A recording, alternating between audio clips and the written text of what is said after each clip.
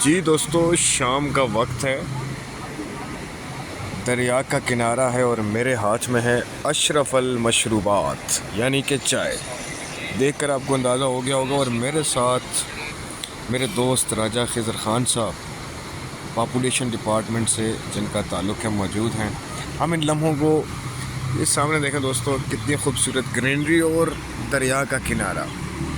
India نے کچھ زیادہ ہی دریا چھوڑ دیا ہوا ہے، دریا فل اپنے جوبن میں ہے۔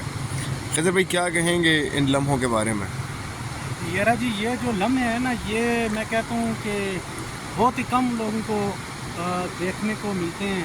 بالکل ایسے ہی ہے، اور نہ صرف دیکھنے کو ملتے ہیں بلکہ ہم یہ لمحے تو بھرپور طریقے سے انجوائے کر رہے ہیں۔ یہ دیکھیں، آپ دیکھ سکتے ہیں کہ پہاڑوں پر گرینری ہے، اور اس کے بعد یہ پھل کھاتا ہوا یہ جو دریا گزر ہے، جی اور ہاں، ہم دریا کے اوپر بیٹھے ہوئے ہیں۔ کہنا جی کہ ہم نے دریا کا جو سنٹر ہے نا، جی وہ پکڑا ہوا ہے۔ بالکل ایسے ہی ہے۔ تو ابھی کیونکہ حالیہ بارشوں کی وجہ سے دریا کا جو بہاؤ ہے وہ بھی بہت زیادہ ہے، تو لیکن اس کے باوجود ہم لوگ دریا کے اوپر بیٹھ کے انجوائے کر رہے ہیں، اپنے ان حسین وادیوں میں بیٹھے ہوئے ہیں۔ تو یہ کشمیر ہے، کشمیر کی تو یہ خوبصورتی ہے۔ بالکل ایسے ہی ہے۔ اچھا، آپ کے پیچھے ایک خوبصورت سا پل بھی دکھائی دے رہا ہے، جی جی، یہ گڑھی دوپٹہ کا پل ہے۔ اور اس پل کے بارے میں بڑا مشہور ہے کہ گڑھی دے پلتا ملسا، اس بارے میں آپ کیا؟